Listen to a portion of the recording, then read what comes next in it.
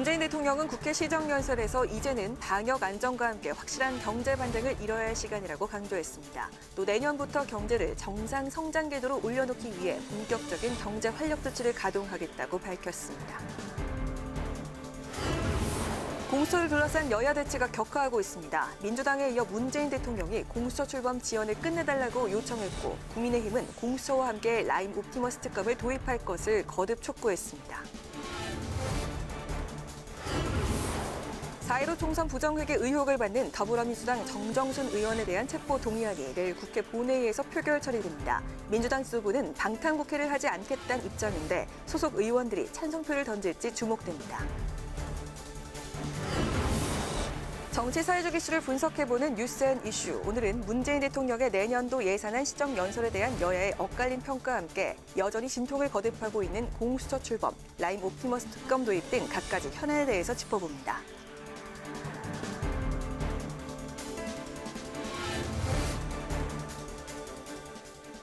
안녕하십니까. 10월 28일 의정종합뉴스 뉴스엔 시작하겠습니다.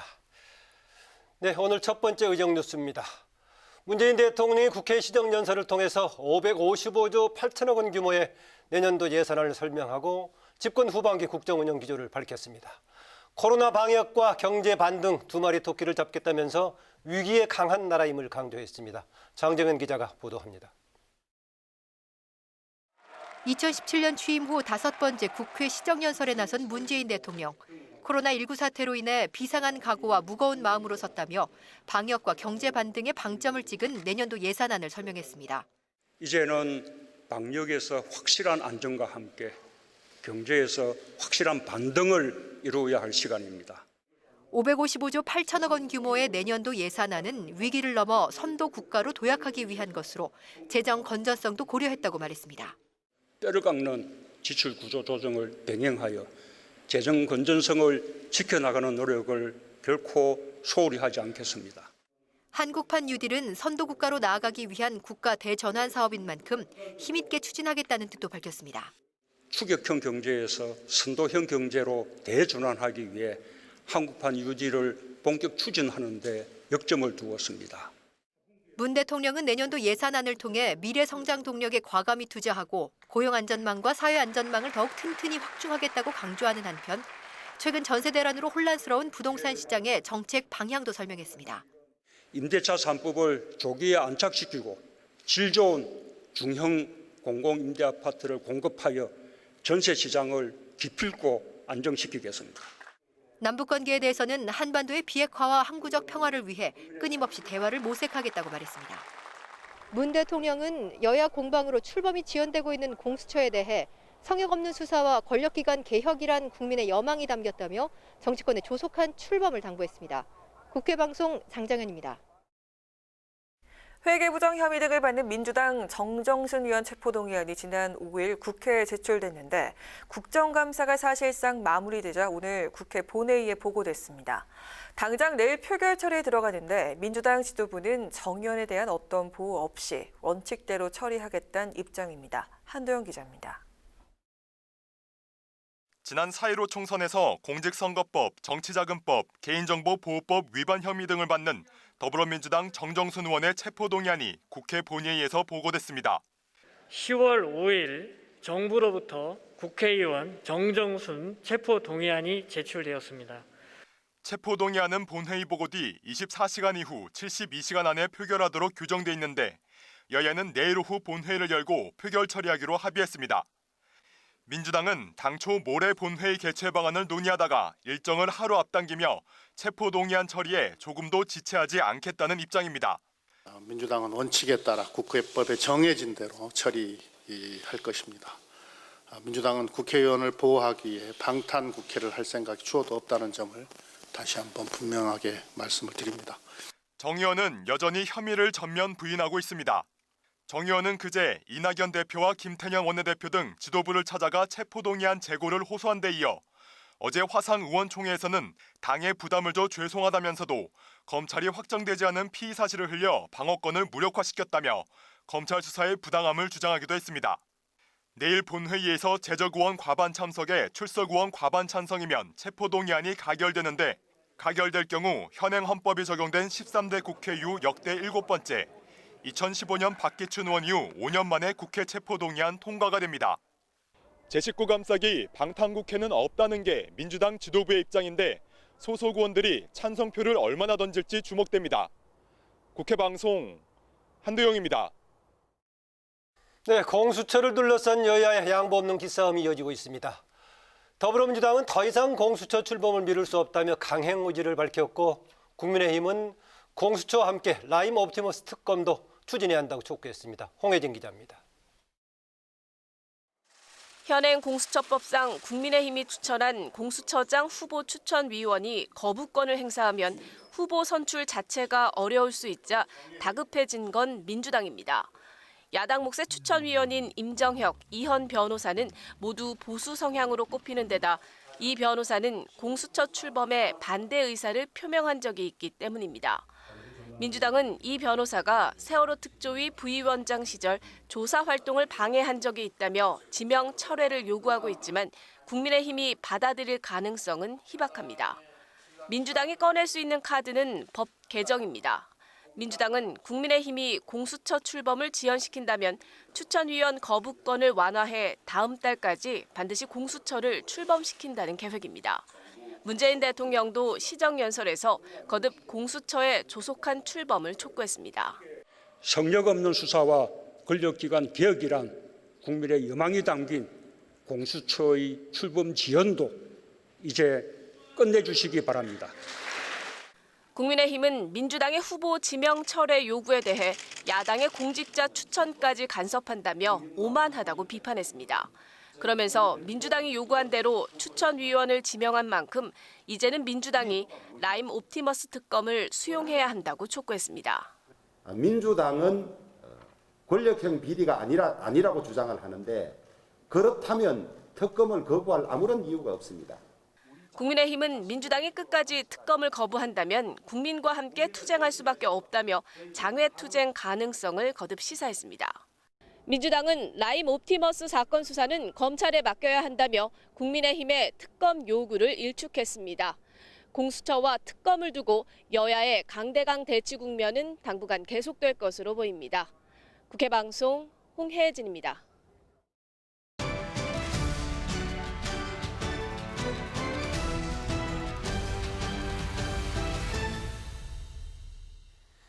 네, 이슈 분석 김동길 기자입니다. 어서 오십시오. 어서 오세요. 네, 오늘 내년도 예산안에 대한 문재인 대통령 국회 시정연설이 있었는데요. 시작하기 전에 소동이 있었어요. 그러니까 지금까지 이제 얘기가 되고 있는데요. 네, 그렇습니다. 시정연설은 내년도 예산안을 설명을 하고요. 또 내년도 예산안 처리를 위한 국회의 이해와 또 동의를 구하는 자리인데요. 문 대통령은 취임 이후 매년 시정연설을 해왔습니다. 지난 7월 21대 국회 개원연설 이후에 다시 국회를 찾았는데요. 이번에는 본회의장까지 가는 길이 좀 평소와는 달랐습니다. 네. 국민의힘 의원들이 그 라임 옵티머스 특검을 요구하는 손팻말을 들고 특검을 이제 촉구하는 구호를 외친 건데요. 사실 오늘 오전 의원총회 전까지 국민의힘 참석 여부는 불투명했습니다. 앞서 주호영 원내대표가 이 특검 요구사항을 문 대통령에게 전달을 했고 문 대통령의 답변을 보고 참석 여부를 결정하겠다고 해서 논란이 되기도 했었는데요. 이 야당이 대통령 시정연설 이 자리에 불참한 전례가 없었기 때문입니다. 대통령의 특검 수용 답변은 없었지만 이제 국민의힘은 일단 시정연설에 참석을 했습니다. 하지만 이제 항의 표시도 이제 분명히 했는데요. 본회의장 안에서도 이게 나라냐, 나라가 왜 이래 등이 적힌 이제 내용으로 피켓 시위를 벌였습니다. 또 대통령의 시정연설 등을 위해서 국회를 찾는 경우에 국회의장과 여야 교섭단체 대표 등과 이제 간담회를 관례적으로 가는데요. 이제 사전 환담이라고 하는데 김종인 비대위원장이 참석하지 않았습니다. 네. 그리고 또 문 대통령이 본회의 입장할 때 고성과 야유도 있었는데요. 왜 그랬죠? 오늘 이제 어떻게 보면 소동이라고 할 수 있는데 네. 주 원내대표가 간담회에 참석하려 했는데 이제 회담 장소인 국회의장실 입구에서 청와대 경호처 직원들이 이제 주 원내대표에게 실언을 밝히라면서 수색하고 이제 제지하자 발길을 이제 돌린 일이 있었습니다. 네. 이 문제 때문에 대통령이 본회의장 입장하기 전에 야당이 이제 강력하게 항의를 한 건데요. 대통령이 협치하겠다고 국회에 오면서 야당 원내대표가 들어가려고 하자 제지했다. 뭐 의도가 있는 거 아니냐 뭐 이런 논리였습니다. 사실 원내대표하면 그 원내대표 얼굴이 이제 신원이 보장이 네. 되는 부분도 있거든요. 그렇죠. 예. 네. 야당 의원들이 강력하게 항의하자 이제 박 의장은 유감을 표명을 했는데요. 사실 확인하고 청와대에 합당한 조치를 요구하겠다고 밝히기도 했습니다. 당시 상황 좀 잠시 보시죠. 의장은 사실 확인을 한 후에 의장은 사실을 확인한 후에 합당한 조치를 할 거라는 것을 말씀드립니다. 네, 이 소란이 진정되고 나서 시정연설이 진행이 됐는데 이번 연설은 경제 방점이 찍혔죠. 네, 그렇습니다. 오늘 시정연설에는 경제라는 이 단어, 이 용어가 40번이 넘게 사용이 됐습니다. 네. 정리를 해보면 코로나19로 경제가 많이 어려워졌고 힘들어졌고 K방역 성공을 바탕으로 경제를 한번 회복하자, 다시 한번 반등을 해야 된다, 이렇게 요약할 수 있겠습니다. 내년도 예산안이 경제 회복에 맞춰져 있다고도 이제 볼 수가 있는데요. 내년도 예산안 뭐 조금 전에 보셨지만 555조 8천억 원입니다. 역대 최대 규모인데요. 매년 뭐 계속 신기록을 세우니까요. 네, 그렇죠. 이번에는 조금 더 늘어난 규모가 되다 보니까 문 대통령은 경제 회복의 출발점은 이제 일자리 회복이다. 그래서 이번 예산도 일자리 창출에 우선순위를 뒀다고 이제 강조를 했습니다. 또 소비 활력을 높이기 위한 정책을 추진하겠다고 밝혔고요. 미래 성장 동력 투자에 대한 내용을 비교적 이제 비중 있게 다뤘는데요. 특히 눈에 띄는 내용이 있었습니다. 예.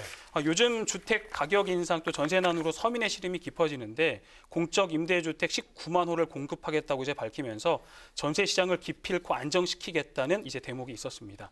이 부분을 포함해서 K방역, 기업 실적 개선, 기후변화 등을 언급한 부분에서는 민주당 의원들의 박수가 나왔는데요.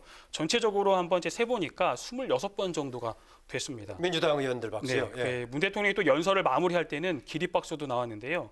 여야 협치, 또 공수처, 공무원 피격 사건 등의 언급이 나올 때 야당에서는 고성과 또 항의가 나오기도 했습니다. 예, 공수처 문제는 앞으로 이제 쟁점이 될 수밖에 없어 보이는데요.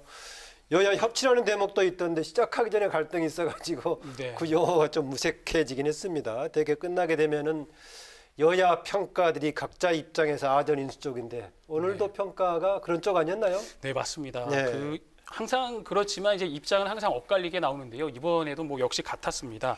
민주당은 초당적인 협력으로 이제 뒷받침하겠다 이렇게 밝힌 반면에 국민의힘은 생각했던 것보다 기대에 한참 못 미쳤다고 이제 혹평을 했는데요.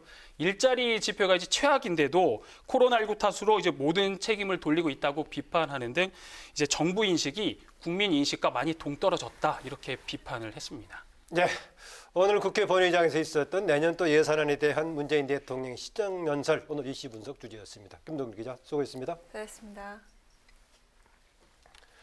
네, 국회 여성가족위원회는 오늘 디지털 성범죄 피해자 지원센터를 찾아서 현장 국감을 실시했습니다. 선제적인 대응을 위한 관련 법제도 개선이 필요하다는 목소리가 나왔는데 현행 법 제도가 고도화되는 범죄 속도를 따라가지 못하고 있다는 우려입니다. 김세정 기자가 다녀왔습니다. 텔레그램 박사방을 운영한 일당들은 아르바이트생을 모집하는 척 피해자들을 유인해 얼굴이 나오는 나체 사진을 보내게 한 다음 가상화폐 등을 받고 수많은 회원들에게 뿌렸습니다. 비슷한 범죄 피해가 크게 늘었는데 디지털 성범죄 피해자 지원센터가 제공한 피해 지원은 올해 9월까지만 10만 486건으로 작년 전체 지원 건수인 10만 1,378건에 육박했습니다. 디지털 성범죄 피해자 지원센터는 이처럼 웹에 유포되는 성착취물 삭제와 불법 유통 모니터링 등을 통해 피해자들을 지원하고 있습니다. 하지만 법적 권한 등 현실적인 제약 때문에 실질적인 피해자 보호엔 한계가 있다고 호소합니다. 유포 촬영물을 삭제 지원할 때 피해물로 명백히 보이지만 실은 피해자의 요청이 없이는 저희들이 선제적으로 삭제하는 어떤 법적 권한은 없습니다. 디지털 성범죄의 특성상 신속하고 선제적인 대응이 무엇보다 중요하지만 피해 지원 시스템은 여전히 미흡하다고 강조합니다. 피해자에게 가장 빠른 회복, 치유라고 함은 유포되는 즉시 신속하게 개입해서 삭제가 완료되는 것들이 이 시기상 빠를 때 가장 효과적입니다. 전문성이 필요한 불법 촬영물 삭제 인력을 단기 기간제로 채용해 업무의 지속성과 전문성이 떨어질 수 있다는 점도 현실적 어려움으로 꼽았습니다. 민주당 권인숙 의원이 여성가족부로부터 제출받은 자료에 따르면 불법 촬영물 삭제 인력 중 2년 이상 근무한 인력은 20%를 밑돌았고 57.1%는 3개월 이내에 퇴사했습니다. 현장 시찰을 통해 현장의 애로사항을 들은 국회 여가위는 관련 법제도 개선에 적극 나서겠다고 강조했습니다. 실질적으로 도움을 주는 것은 매우 중요한 일이라고 생각됩니다. 예산 심사 및 그 밖에 입법 활동에 반영하는 데 그 뜻이 있다고 하겠습니다. 날로 지능화되고 잔혹해지는 디지털 성범죄. 이번 정기국회에서 관련법 개정에 속도가 붙을지 주목됩니다. 국회방송 김세정입니다. 국회가 본격적인 예산 정국에 돌입했습니다. 정부와 여당은 확장 재정이 불가피하다는 입장인 반면 국민의힘은 재정 위기를 가속화시키는 예산이라는 입장입니다. 특히 국민의힘은 한국판 뉴딜 사업의 대대적인 예산 삭감을 예고했습니다. 강민지 기자입니다. 문재인 대통령의 시정연설을 시작으로 내년도 예산안 심사가 본격 막이 올랐습니다. 심사를 앞두고 내년도 예산안의 방향성과 당의 기조를 알아보는 토론회가 국회에서 열렸습니다. 정부는 코로나19 여파에 따른 경기 부진과 고용 충격에서 벗어나 내년 경기를 회복하기 위해서는 확장적 재정 지출이 불가피하다는 입장입니다. 그러면서도 앞서 발표한 재정 준칙과 강도 높은 지출 구조 조정을 통해 중장기 재정 건전성을 관리하겠다고 밝혔습니다. 더불어민주당도 코로나 위기 속에서 확장 재정은 국제사회에서 권장하고 있다며 소극적 대응이 오히려 저성장을 장기화시킬 것이라고 강조했습니다. 반면 국민의힘은 빚내서 만든 슈퍼팽창 예산이라며 이 속도로는 정부가 발표한 2025년 국가채무 비율 60%를 지키지 못할 것이라고 비판했습니다. 특히 내년 예산안에 문제 사업이 많다고 지적하면서 그중 정부 여당이 중점 추진하고 있는 한국판 뉴딜 사업을 최소 50%, 10조 원 이상을 삭감해야 한다는 입장입니다. 재탕 3탕이라고 평가받는 한국판 뉴딜이라는 거 내가지고 거기에 돈 쏟아본다고 하고 있습니다. 한국판 뉴딜과 같은 이런 사업의 예산은 대폭 삭감을 하고 우리 중소상공인 서민들 챙기는 그리고 코로나 대응과 관련해서 어려움을 겪고 있는 쪽에 재원을 투입을 해야 된다. 정의당도 그린 뉴딜 사업에 기존 사업이 70%가 넘는 등 전혀 새로운 사업이 없는 데다 구체적인 로드맵도 없다고 비판했습니다. 뉴딜 사업 목록을 저희가 전수조사하고 있는데요. 사실 상당수 사업들이 기존 사업의 재분류로 보입니다. 이에 대해 민주당 박홍근 예결위 간사는 한국판 뉴딜이 코로나 위기 극복과 단기 일자리 대책이 될 것은 물론 포스트 코로나 시대의 신성장 동력이 될 것이라고 반박했습니다. 디지털 뉴딜과 그린 뉴딜은 미래로 가는 그런 우리의 큰 방향이고 국가적인 목표입니다. 그리고 이 과정에서 생길 수 있는 지역의 불균형 문제라든가 또는 세대 간의 계층 간의 이 갈등 문제를 그런 사회적 뉴딜과 지역 균형 뉴딜로 뒷받침을 하고 있는 겁니다. 국회 예산결산특별위원회는 다음 주 월요일 공청회를 시작으로 555조 원 규모의 내년도 예산안 심사에 본격 착수합니다. 하지만 재정 건전성과 한국판 뉴딜 등을 두고 여야 입장이 크게 엇갈려 난항이 예상됩니다. 국회 방송 강민지입니다. 더불어민주당 이낙연 대표가 공시지가 현실화에 따른 재산세 부담과 대주주 기준 완화 문제에 대해 조만간 정부와 합의한 결론을 발표하겠다고 밝혔습니다.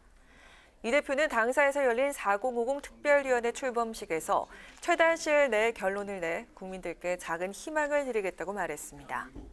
당정은 그동안 1주택 재산세 인하 공시가격 기준과 현행 10억 원 이상의 대주주 기준 하향 조정에 대해 의견을 조율해왔고 이르면 내일 결론을 발표할 것으로 보입니다. 국민의힘 김종인 비대위원장이 한국노총을 방문해 산업 현장의 민주화로 노사 간 협조가 이뤄질 수 있는 제도적 장치 마련이 필요하다고 강조했습니다. 김 위원장은 코로나 사태로 고용 문제가 굉장히 심각한 상황이라며 노동관계 제반 법률이 새로운 여건에 맞게 조정돼야 한다고 말했습니다. 김동명 한국노총 위원장은 국민의힘에서 추진 중인 노동법 개정이 노동시장 유연화로 가선 안 된다며 더 많은 사회적 공론화 과정이 필요하다고 밝혔습니다. 박병석 국회의장이 김동훈 법무법인 사만 대표 변호사를 국회 공직자윤리위원으로 위촉했습니다. 박 의장은 어느 때보다 21대 국회 윤리 문제에 대한 국민의 기대가 높다며 국민의 신뢰를 받을 수 있도록 활동해달라고 당부했습니다. 위원장을 포함해 11명의 위원으로 구성된 국회 공직자윤리위원회는 공직자의 재산 증식 심사와 이해충돌 방지를 위한 감독 기능을 수행합니다.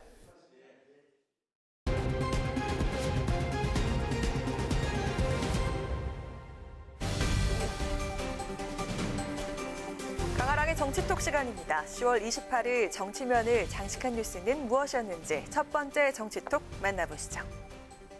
정치 후원금 모금이 집중되는 연말이 점점 다가오는 가운데 여당 의원들이 신박한 후원금 모집에 나서 눈길을 끌고 있습니다. 이들은 앞으로도 열심히 하겠다며 정치 후원금 참여를 독려했는데요. 각자의 개성을 드러낸 모금 요청은 어떤 내용이었을까요? 의원들의 정치 후원금 모집 동력은 평범한 모금 요청부터 실적 과시형, 재치형, 읍소형 등 각양각색인데요. 더불어민주당 정청래 의원도 후원금 리그에 뛰어들었습니다. 정 의원은 자신의 페이스북에 통장이 텅 비어 있으니 마음마저 쓸쓸하다며 계좌번호와 후원금 모집 동력을 함께 올렸는데요. 이어 몇 시간 뒤 고개를 숙이고 있는 사진을 다시 올려 후원금을 보내달라고 간절히 요청드렸는데 161분만 참여하고 소식이 감감하다며 한 푼 줍쇼라고 거듭 후원금을 요청했습니다. 앞서 같은 당의 김용민 의원도 최근 한 온라인 게시판을 통해 정치 후원금 공개 모집에 나섰습니다. 김 의원은 저랑 의원실 보좌진들이 굶고 있다. 매일 김밥이 지겹다며 염치 없지만 저에게 밥 한 끼 사주시고 검찰 개혁 맡긴다 생각하시고 후원 부탁드린다고 호소했습니다.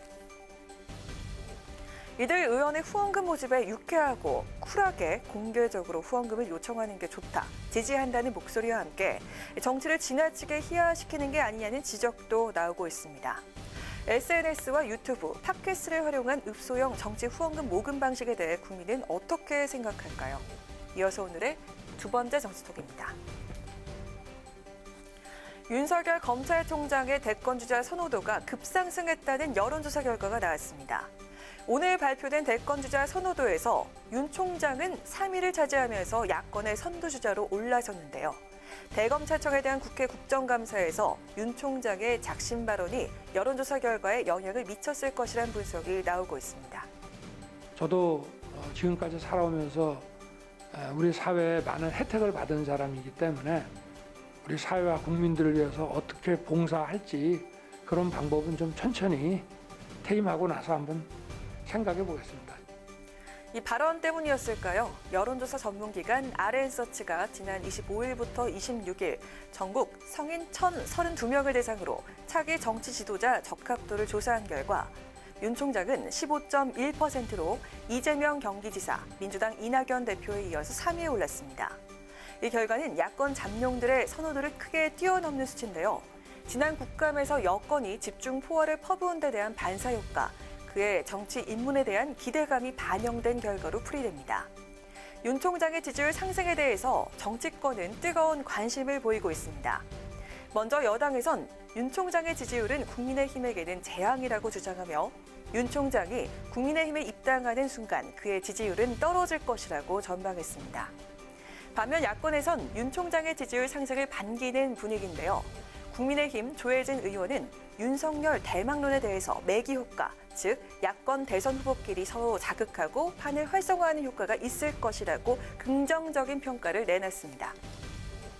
윤석열 총장 아직 대권주자 선호도 3위에 머물러 있지만 그 추격세만큼은 만만치가 않습니다.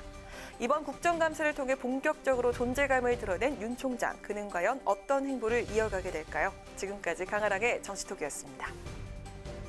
진정한 민생 국회의 모습을 보여주시길 기대합니다.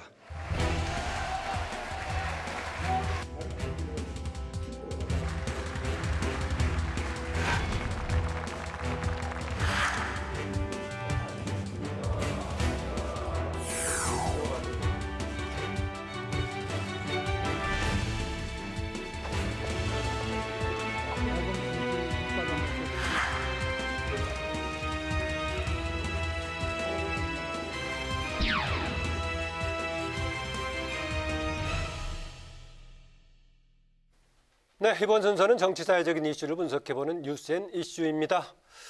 매주 수요일 함께하는 두 분인데요. 그동안에 국감 동안에 한 20일 정도 쉬었었죠. 최진봉 교수, 장성철 소장 나오셨습니다. 어서 오십시오. 안녕하세요. 안녕하세요. 예. 조금 전에 화면에서 보셨습니다만 문재인 대통령 오늘 이제 국회에서 내년도 예산안 관련 시정연설을 했습니다. 대체로 그동안에 다른 때도 그러긴 했었는데 오늘 유독 이제 얘기가 나왔었는데 문재인 대통령 코로나 극복과 경제 회복 두 마리 토끼를 다 잡겠다라고 얘기를 했고 또 당장 걸려있는 공수처 문제 등도 했는데 여당에서는 당연히 지금 국가 상황을 제대로 짚었고 핵심 문제를 잘 과제를 제시했다는 얘기인데 야당은 독주 선언이다 이렇게 얘기하는데 뭐 둘 다 맞다고 보십니까? 달리 보십니까? 달리 보죠. 독주는 아니요. 무슨 독주를 했습니까? 지금 뭐 국회가 동의를 안 해줘 민생법원도 처리 못하는 부분도 많고 지금 오늘 나오셔도 국회 협조를 여러 번 또 요청했지 않습니까? 법안은 국회에서 통과시키는 거니까 국회가 적극적으로 좀 도와달라 요청도 했고요. 공수처도 사실 출범을 못하고 있는 상황이거든요. 적극적으로 좀 도와달라 이런 요청을 한 걸 보면 행정부가 자체적으로 할 수 있는데 한계가 있습니다. 입법부가 일정 부분 법을 만드는 일에 도움이 없으면 행정부가 일을 추진하는 데 여러 가지 어려움이 있을 수밖에 없는 것이고요. 그래서 독주라고 말은 저는 동의하지 않고요. 또 대통령이 나오셔서 어쨌든 그 코로나19 극복을 위해서 국민 전체가 함께 힘을 모아주신 거 감사드리고 또 차후에 이제 코로나 이후에 경제가 어떻게 될 거냐 하는 부분에 대한 여러 가지 얘기들 하셨고 아무래도 시정연설의 주 목적은 예산과 관련된 거 아니겠습니까? 그래서 예산이 어떻게 쓰여질지 지금 지금 편성된 예산의 주요 사용 내역들을 쭉 설명하신 거니까 아마 예산 관련된 부분들이 주 내용이었지 않나 이렇게 생각이 됩니다. 네, 지금 우리나라 상황에서 필요한 부분들을 국회를 향해서 얘기할 부분을 잘 얘기했다라는 그런 얘기네요. 저도 읽어보고 들어봤는데 아주 좋은 말만 많이 써 있었어요. 그래서 그대로 됐으면 좋겠다라는 생각이 드는데 내용 자체는 좋았다? 좋았어요. 정말 그대로 약속을 좀 지켜주셨으면 합니다. 대통령께서 취임하실 때 취임 연설문에서 한 약속을 지키지 않는다라는 야당의 비판이 있지 않습니까?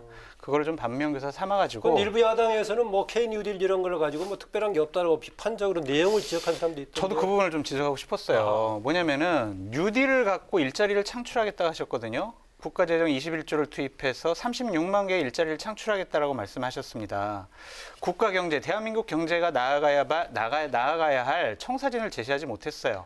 정부 재정을 투입을 해서 일자리를 창출하겠다라는 얘기밖에 없습니다. 이 부분은 물론 시정연설이기 때문에 그런 말씀을 하셨겠지만 자, 우리 문재인 정부는 남은 임기 동안 이러이러하게 대한민국의 경제, 미래 청사진을 갖고 있다라고 밝혀주셨으면 얼마나 좋았을까라는 생각이 들고요. 올 한 해 118조의 적자가 예상이 됩니다. 내년도 556조죠. 내년도에도 100조 이상의 적자가 예상이 되는데 추경까지 붙은다면 더 넘겠죠. 그렇죠. 내년에도. 예. 그런데 재정 건전성을 생각을 해서 556조의 예산을 제출했다고 말씀하셨어요. 100조 이상의 예산을 2년 연속 하는데 재정 건전성을 생각하신 걸까? 그런 좀 의문이 들었지만 오늘 말씀하신 대로만 된다면 우리나라 어려움 잘 극복할 수 있을 것 같다. 야당 너무 비판하지 말고 이런 부분에 대해서는 좀 힘을 실어줬으면 어땠을까라는 아쉬움도 남았습니다. 덧붙일 기회를 드릴게요. 좀 길게 했으니까. 뭐 길게 했으니까 뒷부분과 잘 하셨다. 이 부분만 저는 동의하고요. 앞에 부분은 동의는 안 하는 부분인데 어쨌든 뭐 적자가 나는 부분 예를 들면 우리가 지금 돈을 빌려가지고 돈을 투자하는 상황이 됐지 않습니까? 그건 불가피한 면이 있습니다. 확장 재정을 해야 되는 지금 코로나19의 여러 가지 그 경제적 상황 때문에 그렇다고 보고 이번 3분기에서 GDP가 1.9% 성장을 했지 않습니까? 이 동력을 살려내기 위해서는 재정적인 투입이 필요한 상황이다. 즉 죽어가는 경제를 다시 살려내서 어떤 그 모멘텀을 만들기 위해서는 필요한 부분이 있었지 않나 하는 생각이 듭니다. 네, 시정연설에서 협치 이야기가 나오기도 했는데요. 사실 시작 전부터 잡음이 불거졌죠. 주호영 원내대표가 환담에 참석을 하려고 했었는데 청와대 경호처의 신체 수색에 다시 발길을 돌렸고요. 또 야당이 특검을 요구하는 피켓 시위에 나서는 등 어수선한 분위기가 이어졌습니다. 이 부분은 어떻게 보시는지요? 저 주호영 대표가 조금 좀 가볍게 넘겼으면 어땠을까라는 생각이 들어요. 검색을 당하고 돌아갈 것이 아니라 그 회담장으로 들어가는 거예요. 그래서 아유 대통령님 빨리 뵙고 싶었는데 제가 좀 몸수색도 당하고 검색을 당해가지고 대통령님 만나 뵙는데 좀 늦었습니다. 우리 김태년 원내대표님도 몸수색 당하셨죠? 검색 당하셨죠? 아니 혹시 뭐 대통령님께서 저희 야당 김태년 원내대표도 했습니까? 아니 관등 성명만 대고 그냥 예. 체온 체크만 하고 들어가셨대요. 이 검색 안 하셨다고 하는데 뭐 대통령께서 저희 검색하라고 시키지 않으셨어요? 이렇게 좀 우스갯소리로 넘겼으면 얼마나 좀 좋았을까. 돌아가가지고 아니 어떻게 야당 원내대표를 몸수행할 수가 있습니까? 이런 식의 하는 거가요. 조금 뭐 야당으로서는 울분이 차 있었겠지만 좀 아쉬운 부분이에요. 그리고 피켓실 같은 경우는 예전에 민주당이 야당일 때 항상 하던 건데 하던 걸 되갚아준다라는 생각이었던 것 같습니다. 좀 대통령께서 시정연설 때문에 오랜만에 국회에 오셨는데 볼썽사나운 모습이 좀 보여져서 안타깝다라고 말씀드립니다. 그 장 소장 얘기 들으니까 그동안에 최진봉 교수님께 약간 웃으면서 넘겼던 내용 중에서 보면 내용상으로는 상당히 비판적인 내용도 담고 있었겠네요. 지금 말씀하시는 전략을 보니까. 제가 뭐 감추면서 얘기했는데. 아니, 저는 이렇게 생각해요. 장 소장의 말이 맞다고 생각해요. 네. 뭐 전적으로 동의는 안 하지만 거의 동의합니다. 그러니까 조영 원내대표가 너무 심하게 나간 거예요. 저는 이렇게까지 할 문제는 아니라고 봅니다. 기본적으로. 그러니까 물론 경호처에서 뭐 몸수색이라고 우리가 표현하니까 오해하실 수 있으니까 제가 말씀드리면 이렇게 그 막대처럼 돼 있는 거 있지 않습니까? 그걸로 몸을 이렇게 한번 스캔하는 겁니다. 몸을 뭐 만지거나 이런 게 아니고요. 들어갈 때 보통 이제 갖고 있는 막대 있지 않습니까? 네. 뭐 철과 관련된 것들이 있는지 없는지를 보기 위해서 이렇게 몸 앞으로 오르락 내리락 하는 거 그걸로 이제 수색을 했다라고 얘기하는 건데 그 문제를 그렇게까지 민감하게 또 특히 대통령이 와서 연설을 시작하려고 하는데 그렇게 소리를 지르면서 야당이 할 필요가 있었나는 생각이 들어요. 입법부 수장의 방에 들어가는데 대통령 경호처의 기준을 가지고 검색 수색하는 게 맞을까요? 그러니까 그 부분은 사실은 경호처에서 사과를 했어요. 조영 원내대표 찾아가서. 그리고 이제 아마 근무를 섰던 그분이 원칙대로 하겠다고 해서 그렇게 하신 것 같아요. 그 부분은 사실은 좀 아쉬운 부분이 있어요. 근데 그렇다 하더라도 이게 연설을 시작하는 대통령 앞에서 야당이 그렇게까지 소리를 지르면서 연설을 방해할 정도의 문제냐는 문제거든요. 그러니까 아까 장 수장이 얘기했듯이 웃으면서 넘어갈 수도 있는 문제고 문제를 제기해서 국회의장이 연설하시기 전에 그런 얘기도 하셨어요. 이거 문제가 있는지 없는지 살펴봐서 적절한 조치를 취하겠다고 말씀도 하셨잖아요. 근데 본회의에서 그렇게까지 얘기하는 것은 저는 좀 너무 나간 거라는 생각이 들어요. 그러니까 문제를 제기하시는 거 좋고요. 국회에 이미 들어와 있는 분들에 대해서 그렇게 해야 될 필요까지 있었냐 이런 논쟁은 있을 수 있다고 저는 봅니다. 그러나 저렇게까지 반응하는 것까지 갈 수 있는 사안이냐 저는 아니라고 보고 뭐 이렇게 넘길 수도 있잖아요. 장 부장 얘기했던 것처럼 근무 잘하네. 뭐 이렇게 근무 잘하는 사람이 있어 좋습니다. 이렇게 웃어 넘길 수도 있는 문제를 이렇게까지 끌고 간 것은 너무 지나쳤다는 생각이 듭니다. 근데 야당 원내대표를요, 기본적으로 검색기로 몸수색을 하겠다는 것 자체가 잘못된 거죠. 원칙대로 했다고 말씀하셨는데 김태년 여당 원내대표는 왜 그러면 검색기로 안 했습니까? 원칙대로 안 한 거잖아요. 자칫 잘못하면요. 야당 원내대표를 일부러 망신 주고 좀 창피 주기 위한 거 아니냐라는 비판도 받을 수가 있어요. 어쨌든 이 부분은 경호처에서 잘못했고 저는 비서실장 차원에서 좀 사과가 필요하지 않을까 생각됩니다. 아마 그 박병석 의장님께서 상황을 정확히 파악해보고 합당한 조치를 하겠다라고 했으니까 결과를 좀 보기로 하죠. 오늘 또 이제 지난 그 20일간의 국감이 있고 아직도 지금 겸임 상임위 같은 경우에 지금 진행이 되고 있는 상황인데요. 지난 3주간 정확하게 30일이었었죠. 원래 이제 법에 따르면 30일 이내에서 이제 정해가지고 국감을 할 수 있게 돼 있는데 일단 주요 10개 상임위는 20일간에 마쳤습니다. 되게 결과를 놓고 보면은 되게 우리나라 정치에 대해서 언론이 너무 과도하게 비판적이긴 합니다만은 이번의 경우는 뭐 조금 욕설, 몸싸움 뭐 이런 것이 있었던 반면에 국감 스타가 나오지도 않았던 좀 맹탕했다. 국감 스타라고 하면 되게 대체로 야당 의원들 중에 한 명이 꼽히는 그런 상황인데 이번에 증인이 어려운 코로나 국감이어서 그랬을까요? 조금 그런 거 언론들의 비판이 뭐 객관적으로 비판했다고 보세요? 저는 그렇게 봐요. 왜냐하면 사실은 이번 국감에서 뭐 스타라고 소위 표현하면 윤석열, 추미애 두 사람밖에 없는 거 아니겠습니까? 누가 지금 국감 내에서 사실은 스타라고 말씀하신 부분은 사실 우리 사회에 가려져 있거나 알려지지 않았지만 문제가 되고 있는 이슈를 이슈화해서 사회적인 파장을 일으키는 거 이렇게 해야 국감이 스타가 되는 거 아니겠습니까? 의원들 입장에서는. 그런데 그런 거보다는 여야 정쟁에 빠져가지고 서로 공격하고 뭐 이 민감한 사회적 이슈에 대해서만 지적하는 쪽으로 가다 보니까 민생과 관련된 직접적인 국민의 피해가 되는 부분이라든지 행정부가 잘못한 부분들을 들춰내서 그걸 이슈화하는 데는 실패했다고 저는 보입니다. 아니 연일 계속 윤석열 총장의 말을 갖고 계속 얘기하고 추미애 장관 말을 가지고 얘기하고 이런 쪽으로 계속 흘러가다 보니까 모든 언론이 거기에 집중해서 보도를 하는 그런 양상을 보일 수밖에 없었던 상황이라는 생각이 들고요. 그래서 정말 국민들이 실제로 느낄 수 있는 체감할 수 있는 실제적인 문제점들을 좀 발굴해서 그걸 이슈화해서 뭔가 사회적 변화를 일으키는 쪽으로 국회의원들이 좀 노력도 하고 질의도 했으면 좋을 뻔했는데 그런 실질적인 국감이 되지 않은 부분이 아쉬운 부분이죠. 법사위 말고 다른 데서는 의미 있는 여러 가지 국감이 있지 않았을까요? 있었는데 문제는 언론이 그걸 보도를 안 하는 거죠. 그러니까 언론에서 보도를 하는 게 전부 다 윤석열, 추미애 두 분의 얘기밖에 보도를 안 하잖아요, 거의. 물론 뭐 전혀 보도 안 했다고 볼 수는 없지만 대부분의 주요 언론들이 그 이슈에 파묻혀서 다른 세세한 예컨대 뭐 각 부처별로 또는 각 상임위원회별로 했던 중요한 사안들에서는 보도를 안 하고 있어요, 결국은. 그러면 국민들은 알 수가 없잖아요. 예. 대체 국감에서 뭘 얘기했는지를 알 수 없는 상황이 되는 거니까 그것도 저는 언론도 잘못한 부분이 분명히 있다고 보여집니다. 예. 300여 개의 기관을 감사를 했습니다. 300여 명의 국회의원들이 감사를 하면요. 하루에 대략 1000개의 보도자료가 나와요.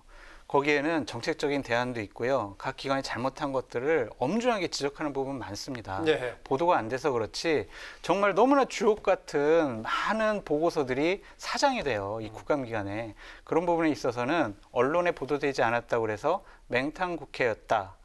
이렇게 폄하하는 것은 좀 보좌진들과 국회의원들의 노고를 좀 폄하하는 것이다. 보도가 맹탕처럼 만들었다 그 얘기네요. 좀 그렇게 얘기하고 싶어요. 저도 이제 보도자료도 많이 써보고 국감도 많이 해봤지만. 최진봉 교수 언론학자인데요. 네.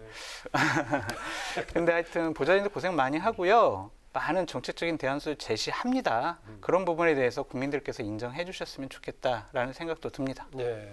이제 그 중에서 아까 이제 국민적인 뭔가 큰 거 이제 정말 여야 간에 크게 싸울 만한 것들이 주로 보도가 되는데 보도도 많이 됐지만 여전히 내관으로 남아 있는 라임 옵티머스 사태 지금 이제 있는데 여전히 당시 지금 전국 상황에서 이번에 국감 자체에서 해결될 것은 없어요. 앞으로 지금 이제 계속 지금 전국에 블랙홀이 되겠고 이걸 가지고 지금 감찰 논란까지 제기되고 있는데 상당히 큰 문제가 남아 있어요. 그렇죠. 사실 근데 저는 이렇게 생각합니다. 이거는 어쨌든 수사를 통해서 밝혀질 수밖에 없어요.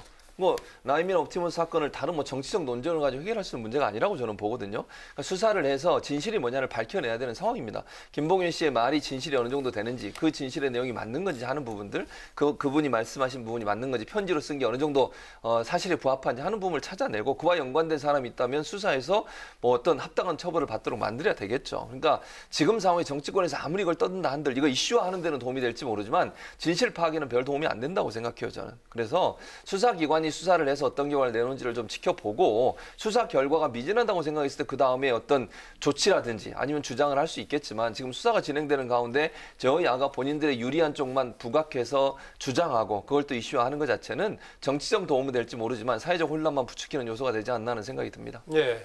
저런 부분 사회적 혼란 부추겨도 괜찮습니다. 아하. 국민들이 많이 피해를 받잖아요. 그러면 사회적 혼란 해결될 수 있다. 네, 그래야 해결될 수 있고요. 저는 검찰 수사보다는 특검을 가야 한다라고 생각을 합니다. 왜냐하면요, 추미애 장관이 얘기했잖아요. 검찰 수사 믿을 수 없다라고 얘기했잖아요. 그리고 여당 의원들 뭐라고 했습니까? 이것은 검찰 게이트다라고 얘기했습니다. 믿을 수 없는 검찰에서 수사하고 있는데 검찰 수사를 지켜보자? 이것은 말이 안 되는 말이에요. 그러니까 여당이 떳떳하고 뭐 아무 문제가 없다면 특검 가서 명명백백하게 밝혀지면 좋겠다라는 생각이 듭니다. 기본적으로 여당에서는 금융사기라고 국한해 있지만 많은 여권 인사들이 연루되어 있다라는 문서까지 나오고 있고 증언이 나오고 있습니다. 객관적으로 검찰이 수사할 수 있다? 믿지 못하겠습니다. 앞으로 여권의 연루가 구체화될 가능성이 크다라고 보네요. 조사를 해봐야 되겠지만 괜히 그러한 문서와 증언이 나오지 않았을 거라고 생각이 듭니다. 그 부분에 대해서는 공명정대하게 수사를 해야 된다. 결국엔 특검으로 가야 한다라고 주장하고 싶습니다. 저는 거기 동의할 수 없고요. 검찰은 전부가 문제가 있는 게 아니에요. 정치 검찰들이 문제인 것이지 검찰이 있는 모든 검사가 다 문제가 있으면 저는 그렇게 보진 않아요. 정치 검찰, 정치적인 행동을 하는 검찰들이 문제라고 보고 지금 장 수장 얘기했듯이 김봉현 씨의 편지가 다 사실이라면 검찰이나 야당 의원들도 많이 연루가 돼 있습니다. 그러니까 야당만 문제가 있는 게 아니에요, 지금.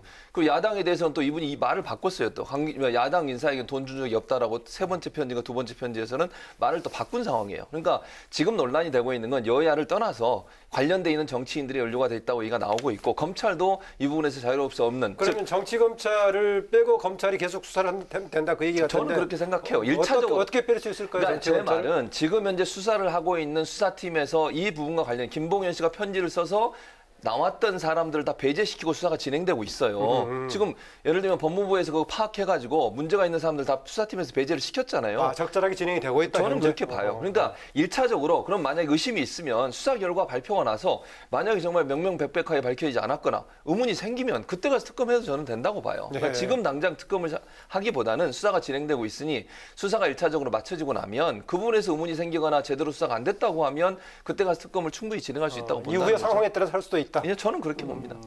이 사건은 지난 5월과 6월달에 이번처럼 많이 논란이 있었어요. 근데 하지만 검찰에서 뭉갰거든요. 그런 부분에 대해서 김봉현 씨의 법정 진술과 한 언론사의 보도로 인해서 다시 이렇게 사건이 확대된 겁니다. 그런 상황에서 대략 5개월 정도 검찰에서 뭉갰어요. 그런 검찰을 어떻게 믿을 수 있습니까? 이미 검찰이 할 수 있는 것은 다 한계를 뒀다. 네, 여당부터 못 믿겠다고 했잖아요. 그런 검찰 수사 못하러 지켜봅니까? 특검으로 가야 합니다. 그러니까 제가 말씀드렸잖아요. 검찰에서 뭉갰다고 하는 그 말의 주체가 누구냐면 제가 지금 뭐 이 얘기까지 하고 싶진 않지만 의혹 중에는 윤석열 검찰총장의 연루선도 의혹이 나오고 있는 상황이고 수사팀 중에 총장 쪽에서 뭉갰을 수 있다. 그러니까 제가 그렇게 단정적으로 얘기할 수는 없어요. 지금 현재는. 그러나 연루가 돼 있다고 의혹이 나오고 있는 건 총장도 있고 예를 들면 또 수사관이나 아니면 술자리 함께했다고 얘기가 나오고 있는 검사들이 그 수사팀에 포함돼 있었거든요. 그래서 이게 뭉갰을 가능성은 충분히 있다고 봐요. 그러니까 그런 부분들을 이런 의혹이 나오고 있는 사람은 다 배제시키고 그리고 나서 검찰이 수사를 한 다음에 그리고 나서도 문제가 있다고 하면 그때 가서 특검을 해도 늦지 않는다는 거죠. 네, 이 사건에 대해서 추미애 장관과 윤석열 총장이 반격에 또 반격을 하는 등 그렇습니다. 갈등이 최고조에 이르렀는데요. 두 사람 공방은 어떻게 보셨는지 먼저 장관, 총장. 네. 재밌었습니다. 정말 윤석열 총장이 얘기를 하고 나서 그 다음 날 추미애 장관 뭐라고 얘기할까 기대가 됐었어요. 그러면은 그동안의 보도가 그렇게 될 수밖에 없다고도 보시네요. 아까 그럼요. 중요한 정책과 교감들도 있었는데 언론이 너무 맹탕처럼 보도했다라고 하는데 그런 부분도 있는데 어쨌든 집중이 됐잖아요. 예. 정말 저분들이 무슨 말을 할까. 윤석열 총장 같은 경우에는 야당 의원들이 해내지 못한 일을 했습니다. 여당 의원들과 추미애 장관에 대해서 정말 하고 싶은 말 다 했어요. 야당이 하고 싶은 말을 본인이 다 했습니다. 특이하네요. 그래도 검찰이면은 정부 여당 범여권인데. 글쎄 말입니다. 왜 그랬을까요? 그만큼 여당이 추미애 장관이 불합리적인 일들 또한 위법적인 일들을 했기 때문에 검찰총장이 저렇게 항변한 것이 아닌가라는 생각이 듭니다. 기본적으로 감찰을 했어요. 3가지 사항으로 감찰을 하는데 저는요 감찰권이나 장관의 행정명령은요 감정에 의해서 진행돼서는 안 된다고 생각을 합니다. 국감을 받고 있는 그런 상황 하에서 감찰권을 행사한다? 이것은요 정상적이지 않아요. 이런 부분에 대해서 추미애 장관은 반성을 해야 된다라고 말씀드리고 싶어요. 장관이 비합리적이고 감정적으로 수사지휘권 행사를 하고 있다. 감찰하고 있다. 저는 그렇게 보지는 않고요. 수사지휘권이 발동될 수밖에 없었던 것은 아까 제가 말씀드린 것처럼 김봉현 씨의 여러 이제 얘기나 진술을 들어보면 검찰총장 일정 부분 연관돼 있을 가능성에 대해서 충분히 의혹이 생길 수 있는 부분이 있습니다. 그러면 저는 이렇게 생각해요. 검찰총장이 만약에 그런 의혹이 있다면 정말 떳떳하다면 내가 그럼 수사 이거 관여하지 않겠다. 본인 가족 수사처럼 나 관여하지 않을 테니까 밑에서 잘 알아서 해라. 그리고 보고만 해. 이렇게도 나올 수 있다고 저는 봅니다. 물론 의혹이 사실인지 아닌지는 제가 여기서 단정적으로 얘기할 수 없습니다. 그분이 정말 연관 안 돼 있을 수도 있다고 저는 봐요. 검찰총장이. 억울할 수도 있겠죠. 그럼 본인이 그 자리에 앉아 있는 것이 더 어찌 보면 그 의혹을 더 키울 수 있는 문제가 될 수 있다는 거죠. 그러니까 수사지휘권이라고 하는 것이 이번 사안 같은 경우에 어쨌든 검찰총장과 연관돼서 여러 가지 예를 들면 뭐 보고를 직보를 했다거나 직접 지시를 했다거나 예를 들면 반품의 부장을 패스해서 이런 연루가 있고 또 지난번에 옵티머스 사건 2018년도에 수사했는데 무혐의로 끝났잖아요. 그 부분에 대해서 여러 가지 의혹이 나오고 있는 상황이고 논란이 되고 있죠. 그렇죠. 그래서 그렇다고 하면 수사지휘권 발동이라고 하는 것이 의혹이 있는 분이 어쨌든 수사를 지휘하는 것 자체가 부적절하다는 거 아니겠습니까? 그건 국민 누구나 상식 상식적으로 받을 수 있는 부분이라는 생각이 듭니다. 네. 그래서 저는 총장이 물론 그게 기분 나쁠 수도 있고 받아들이기 어려울 수도 있지만 본인 입장에서는 어찌 보면 명백함을 밝혀내는 중요한 기회가 될 수 있다고도 생각을 합니다. 예, 말씀하신 지금 이제 당시 2018년 경우는 당시 담당했던 서울지검의 형사부장이 지금 이제 원주지청장인가 하고 있는데 네. 논란이 제기되고 있으니까 상황 판단을 해보기로 하고요. 저는 교수님의 말씀도 일리가 있다고 생각이 들어요. 존중되어야 한다고 생각이 드는데 우리 그럼 공정하게 해야죠. 공평하게. 추미애 장관 수사지휘권이 공정하고 이성적으로 행사됐다면 제일 먼저 이성윤 중앙지검장에 대한 감찰을 해야 한다고 생각을 합니다. 왜요?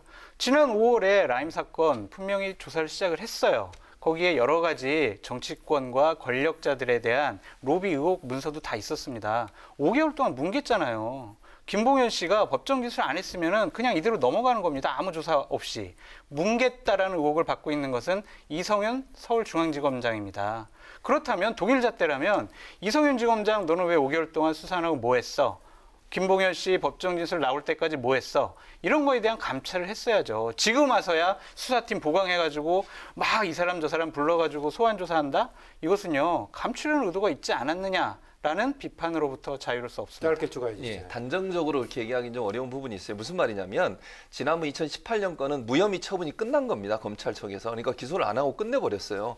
그리고 지금 뭐 장 수장 말처럼 5개월을 뭉갰다고 표현하셨으니까 5개월 동안 끌고 있는 것이 문제가 된다고 얘기할 수는 있지만 검찰 수사가 끝난 건 아니에요. 계속 진행 중에 있었죠. 물론 뭐 그때 당시에 좀 더 일찍 이 모든 문제를 밝혀내서 왜 안 했냐 이렇게 지적할 수는 있지만 검찰이 그렇다고 해서 이 사건에서 무혐의를 내렸다거나 아니면 기소를 안 하겠다고 얘기했다거나 그건 아니잖아요. 그럼 수사가 진행되고 있는 거고 그런 차원이라고 하면 그 사건과 이번 사건을 동일선상에서 보기에는 좀 한계가 있다는 생각이 듭니다.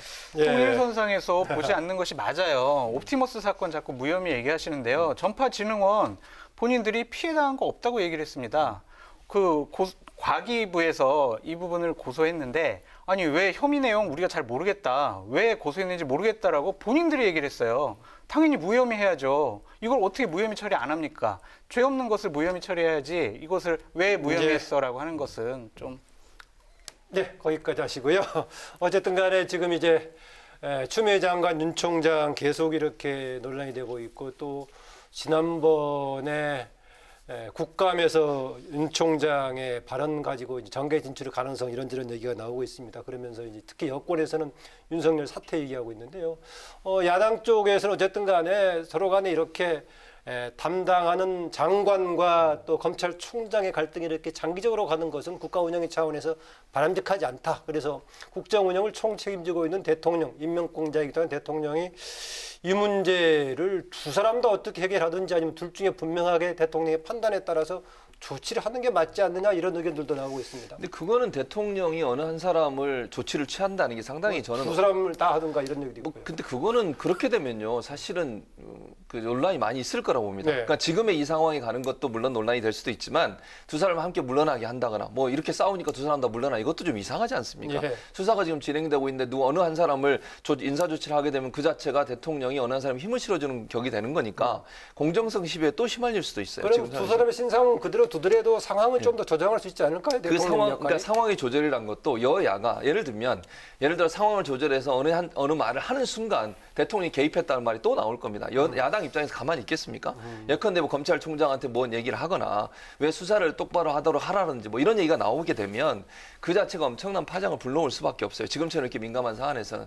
그래서 제가 볼 때는 이건 순리대로 가야 된다고 저는 봅니다. 이게 대통령이 개입해서 임명권자니까 누구 한 사람이나 아니면 두 사람을 같이 다 물러나게 하는 것 자체가 또 다른 논란을 불러올 수 있기 때문에 이거는 수사권을 뭐 법적으로 보장되거나 법적으로 허용되어 있는 수사권을 발휘하는 것이고요. 또 검찰도 나름대로 그 범위 내에서 본인들 수사를 하는 것이고 이런 과정에 있어서 이런 충돌이 일어나는 것은 또 논의를 통해서 해결해 나가고 이런 방향으로 가는 것이 맞지 대통령이 지금 나서서 뭔가를 하는 것 자체가 저는 더 큰 논란을 불러올 수 있는 위험성이 있다고 봅니다.